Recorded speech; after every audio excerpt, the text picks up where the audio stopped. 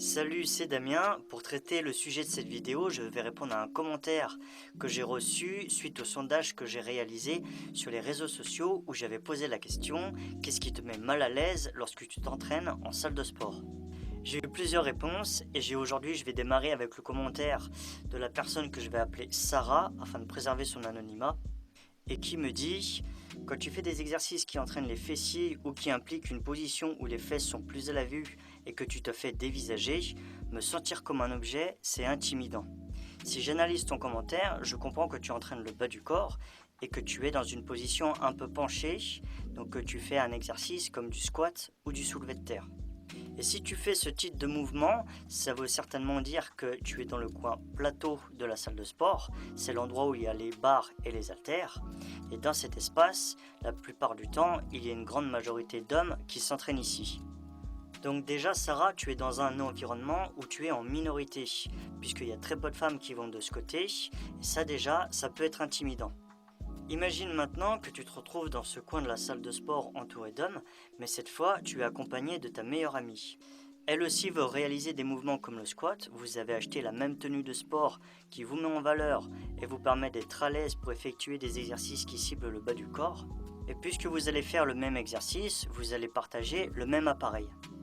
Dans la salle de muscu, tu restes toujours proche de ta partenaire afin de l'encourager à faire une répétition de plus quand c'est dur ou bien à l'assurer quand elle n'arrive plus à pousser la barre. En plus de ça, vous avez toutes les deux une belle complicité. Ton objectif, comme le sien, c'est de progresser sur cet exercice. Donc tu as besoin d'être concentré dans ce que tu fais. Grâce à ça, tu arrives à faire abstraction aux hommes qui sont autour de toi puisque tu es venu avec quelqu'un. Ce scénario t'explique qu'en étant accompagné, ça va peut-être t'aider à lever cette première barrière qui est: je vais m'entraîner en salle de sport en étant la seule femme et ça me dérange. C'est quelque chose qui peut t'aider à résoudre ta problématique si faire ton sport dans cet environnement t'amène à éprouver un sentiment d'insécurité qui te met mal à l'aise. Ce sentiment, je l'ai moi-même éprouvé. J'avais déménagé dans une région pour faire mes études où je ne connaissais personne et je n'avais pas de partenaire pour aller en salle de muscu. Quand je suis arrivé dans ce club, les propriétaires ne m'avaient jamais vu et les gens qui s'entraînaient non plus. J'étais donc nouveau. Et au moment où je me dirigeais vers l'appareil que je comptais utiliser, je croisais d'autres adhérents et je n'hésitais pas à les saluer en leur disant bonjour. Et certains me faisaient remarquer que j'étais nouveau et je leur répondais: oui, je viens d'arriver dans la région, je suis là pour mes études.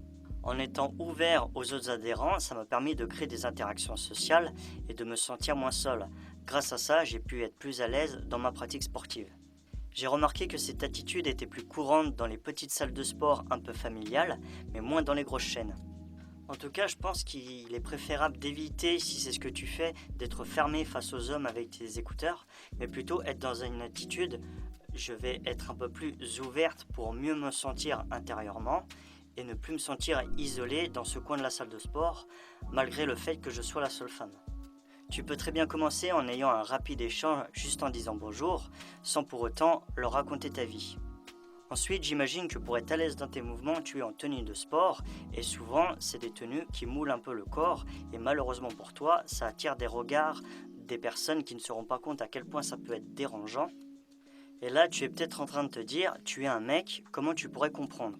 Ce à quoi je te répondrai que je me suis entraîné pendant pas mal d'années dans ce type de structure et j'ai pu observer comment les gens pouvaient se comporter et j'ai même parfois subi certains comportements qui m'ont mis mal à l'aise. Et vu la partie du corps que tu entraînes, j'imagine qu'il est clairement pas en train de regarder tes yeux. Et si en plus tu te rends compte, c'est certainement que ce regard n'est pas le plus discret. Quand je relis ton commentaire, je remarque que tu ne précises pas que c'est le regard déplacé d'un homme qui te gêne. Je peux simplement émettre l'hypothèse que ça l'est par rapport au fait que tu me décris la position dans laquelle tu es pour faire tes exercices, ce qui m'indique que tu as besoin d'utiliser un appareil précis pour faire tes exercices, qui est installé souvent dans un endroit où la majeure partie du temps, il n'y a que des hommes. Être regardé n'est pas mauvais en soi, c'est un comportement tout à fait humain, mais ce qui est important à retenir, c'est que ce regard te dérange et qu'il ne semble pas bienveillant. Pour moi, ça rejoint la même problématique que j'ai citée plus haut, et je pense qu'elle est liée, puisque tu es la seule femme, on te regarde, et là, ça t'insécurise. À ce moment-là, Sarah, je peux t'inviter à te demander: est-ce que ça te met autant en difficulté si on porte un regard sur toi lorsque tu es à la salle avec une amie? Si la réponse est non, je peux en déduire que c'est bien un problème au niveau de la solitude face à des regards déplacés et tu te sens plus soutenu en étant avec quelqu'un. Inconsciemment, tu te dis peut-être que si un homme a un regard trop insistant ou s'il essaye de t'aborder de manière assez maladroite, tu ne seras pas seul pour te défendre. Tu te sentiras plus forte car se défendre seul dans des situations qui sont stressantes pour soi n'est pas évident.